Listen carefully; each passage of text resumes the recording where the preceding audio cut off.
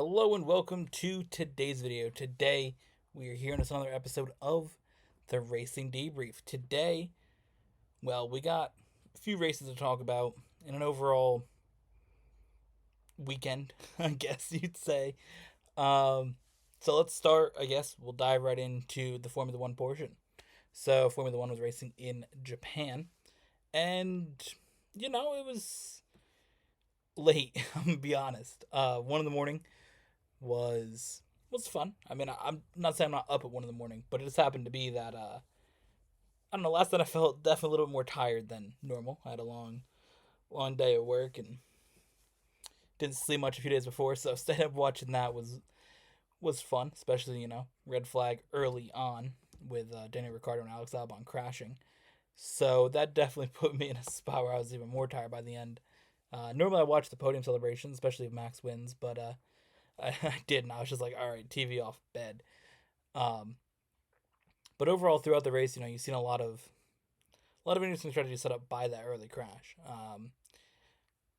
In my opinion, the crash with Daniel Ricciardo going over slightly into Alex Albon, that's really what it was. I feel like it was probably a little bit more of a racing incident than anything else. Again, if I'm going to put blame on a driver, I'll put a little bit more on Ricciardo for moving over the way he did.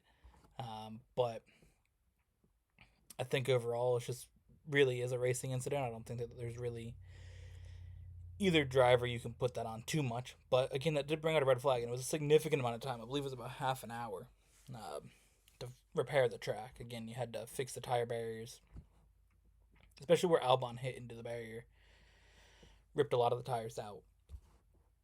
So, I had to put a few layers of that back, clean up the area. So it took a while to fix. So, in that time, I was actually able to finish watching the Xfinity race because, again, I worked that day. So, came home, watched the race, and it was just finishing up watching that when the F1 race started. So it sort of worked out in that red flag time. But, after the red flag, a lot of the teams' strategies were changed a little bit, and you've seen a lot of two stop strategies. I'm not sure. Maybe you would have seen that already, but obviously, with the ability to change your tires, kind of changes what you're working with because everybody's going to change their tires at the start. So it's going to change your initial plan from whatever you were going to run. So you've seen a lot of strategies, whether it's two stops or one stop throughout the field. So a lot of movement, throughout. But of course, in the end, we did get another Red Bull 1-2, and Carlos Sainz getting third. I don't know. I think Ferrari might have made a mistake. Just saying. I don't know if getting rid of Carlos Sainz was the move. I personally haven't really been convinced by Charles Leclerc really at all in his time in F1 from what I've seen. Did they make a mistake? I don't know. But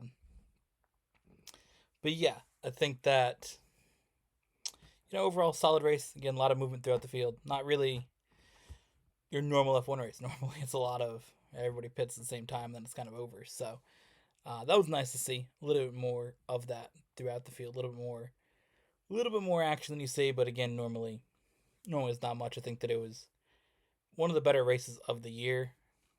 Australia was quite boring. Saudi Arabia was quite boring. Bahrain was quite boring. So, it was probably the best race of the year. You had a little bit going on. Still needs a little bit more. To be honest, I just feel like this year I haven't been feeling F1 as much. I don't know why, but it's kind of been meh. Kind of been yeah. Kind of been yeah. I don't know. I just haven't really been into it as much. Can't really explain why. But yeah. I don't know. On to the NASCAR portion of our video. Truck race. We'll start with that Friday night. I mean, the trucks didn't really have much going on. Again, normally you get to a truck race and everybody's piling into each other. You did get that. At the end, Stuart Friesen went in clown mode and freaked out and drove into Timmy Hill, which was completely unnecessary. But, it's also Stuart Friesen, so I'm not surprised. But, for the most part, Christian Eckes and Ty Majeski, they were the top two. Christian Eck has pretty much led most of that race. It was at 150 laps. He led close to 100 of it. I'm not sure why, but there just wasn't the most excitement to it. I think a lot of people kind of agree with that from, what I read online or talking to my mom who did watch it. We kind of agreed it was not exciting. A lot of people online, saying that race wasn't it. So, I don't know. I just think that the trucks is whatever. I mean, again, for me, the trucks are just the series that I'm not as interested in currently at the moment of the 3 NASCAR series. So we'll move ahead to the Xfinity Series then. This is the one I really want to talk about. The Xfinity Series race was awesome. It was really, really good. You had a lot of movement throughout the field. Cars able to pass and race each other, which is what you want to see, which we didn't get with the Cup race. The movement throughout the field. Guys coming from the back. I mean, Chandler Smith was back there. You had Justin Allgaier, I believe, was back there. Was Sam Mayer back there? I think he started back there. A lot of the cars started in the back due to, having to make adjustments or replace parts or whatever. So a lot of the guys started in the back. You had Eric Almirola, Sheldon Creed towards the front. Who else is up there? Sammy Smith, I think, was towards the front for a little bit. So you had a lot of those guys towards the front. Again, it became a Joe Gibbs Racing and Junior Motorsports battle, which most of the time in the Xfinity Series it is, except for when you get the Super Studios and Austin Hill somehow wins. But outside of that, it's typically those two teams. So looking, throughout that race, Eric Almirola dominated the first stage. Sheldon Creed got to him a little bit here or there throughout parts of that race. Chandler Smith towards the end finally caught up. It took him a while to get to the field, but he did. Junior Motorsports cars were up there through a little bit of strategy, put them into the right spot. They were able to keep that. So again, a lot of movement throughout the field. Had a big crash with Brennan Jones missing a gear. The upshifts, everybody piled in there. You had another crash later, kind of on the front straight. A lot of incidents. Of course, you had the overtime finish, which was really, really interesting. With Sammy Smith Sam Mayer, wrong Sam. Sam Mayer towards the front. Eric Almirola there. Sheldon Creed. So Sheldon Creed sent it in, trying to get by Sam Mayer and Almirola, but he slid sideways, slowed down Sam Mayer, let Almirola just pull away and get the win. So it was cool to see Almirola get a win in that. Getting a Gibbs win is obviously something he wanted. So to see his excitement in that, that was quite cool. So, again, I think the Xfinity Series put on a brilliant race. I think it's something that we're lacking on the short tracks, and I think that's really, really evident when you see the difference in the Xfinity Series to the Cup Series, how they race on short tracks, because the short track racing you're getting in the Xfinity Series is what we used to get with the Cup Series, right? Cars could pass, make moves, everybody just having the ability to move somebody out the way. I mean, now in the Cup Series, you get bumped out the way, boom, downshift, boom, upshift, back in it, right? You can't do that in the Xfinity cars as much. You only have 4 gears, so I think all of it together just really, really shows how much the struggle with the Cup car, next gen car, has been at a short track. So nothing's working, and it gets to a point where we have the same discussion every single time, every video, every online post, article, whatever. I mean, I wrote about it last week on an article on my X article section. If you guys haven't checked that out, make sure you check that out. Talking about the short tracks and the schedule and all that stuff, and how that needs to be fixed. And I think that there was a whole paragraph about the things we talk about in these videos, and things that people talk about online, and things that people that are in the sport talk about, right? It's the same issues with the shifting and the tires and the brakes at these tracks and the power. Just all of that combined makes the short tracks not good. Because what made a short track good before was, again, the ability to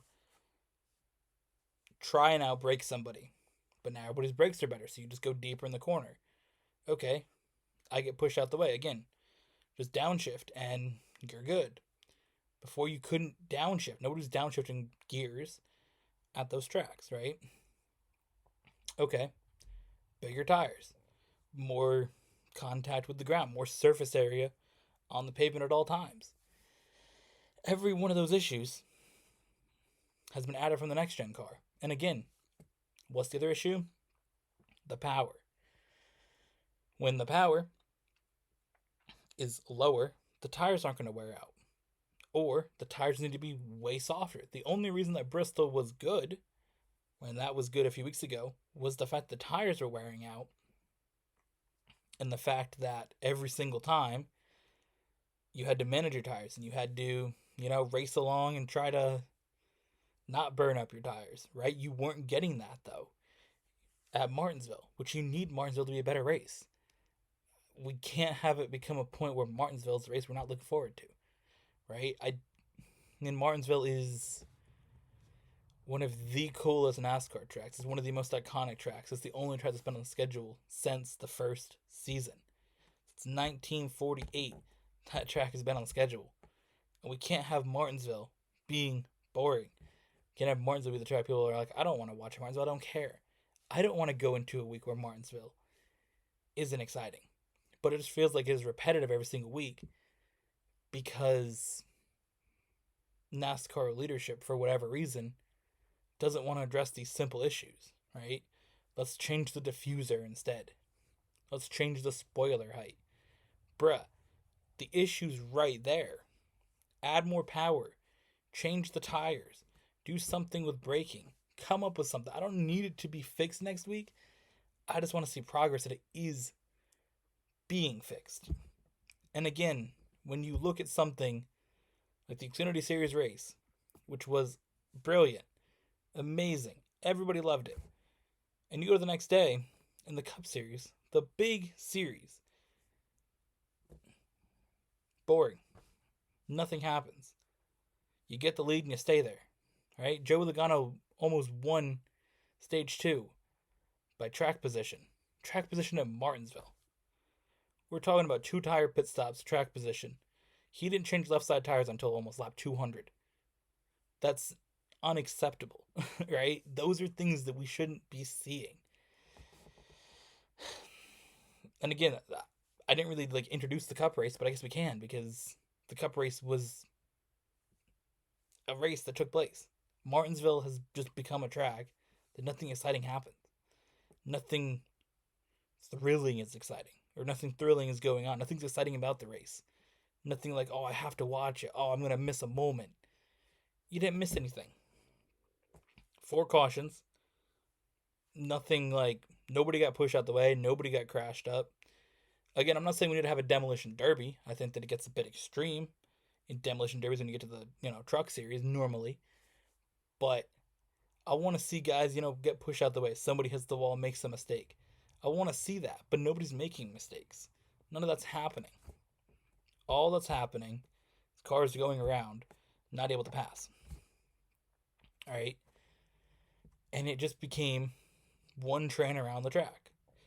That's not exciting. That's not cool. It's not fun. It's not Martinsville. First stage, Kyle Larson led the entire thing. Second stage, Joey Logano led it until his tires kind of just gave up. About 10 laps to go in the stage. 199 laps, or 190 laps on one set of tires without giving up. He used track position in that second stage to gain the lead, and he ended up finishing 5th or 6th or whatever it was. It wasn't until the very end of the stage that his tires really started to give up. I mean, the fact that we're talking about almost 200 laps in, and then tire wear is a factor, I cannot believe that. It's just so ridiculous to me, and so annoying, so obnoxious that every single short track race is the same discussion because everybody knows the solution. Last stage, there wasn't even a caution. Pit strategy got William Byron to the lead. He made his way through. He was the only one able to pass lap cars. Nobody could pass lap cars. Austin Dillon was blocking everybody. You couldn't get past Austin Dillon. You know there's a problem, right? Nobody could pass Austin Dillon, who had one of the slowest laps of everybody on the track. Like, bruh. I cannot understand how we continue every single race, every single week, for this to be an issue. I mean, goddamn. Oh, it's just so frustrating because it's every single short track. It's every track that's under a mile, basically. You know, you think of the tracks that were shorter, flatter tracks. Phoenix, boring. Richmond, boring. Martinsville, boring. Only one that wasn't was Bristol because it wasn't the short track package and they brought a super soft tire. 3 of the 4 races, 3 of the 4, on the smaller, flatter tracks were just sleep. And it just doesn't make any sense. I can't understand how we're not fixing that. So, end of the race, I mean, again. And the only thing that, to backtrack before we finish on the race, the only thing that brought everybody close together was the fact that nobody could pass lap cars, right? Joe Logano couldn't pass a lap car, so then Bubba Wallace caught up to him. And the Bubba Wallace couldn't get past Joe Logano. So Denny Hamlin caught up to him. And then Denny Hamlin couldn't get by Bubba Wallace. So then Kyle Larson caught up to him. And then Kyle Larson didn't get by Denny Hamlin. So then Chase Elliott caught up to him. That was the end of the stage, right? The only movement that happened was, again, Logano kind of falling back. And Denny Hamlin just using the bumper on Bubba Wallace and Joe Logano just enough to get him out the way. But, I mean, that just, oh my God. I can't believe it. I don't understand. It's just so frustrating.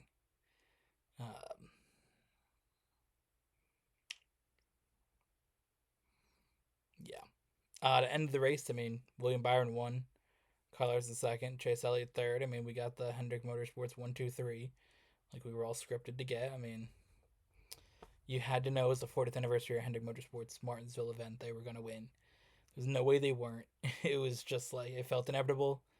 The broadcast was just, as I've seen somebody put on Twitter, was just one big Hendrick Motorsports commercial, which it was. We've seen the employees at Hendrick Motorsports 15 million times.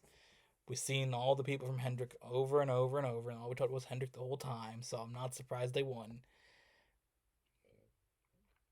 But, yeah, that was the weekend.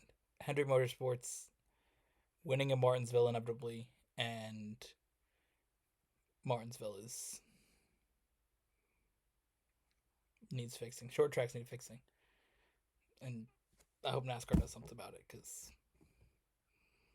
there's a lot of good short tracks out there. All right, these flat mile and a half tracks, or flat mile tracks, flat short tracks, they can be exciting.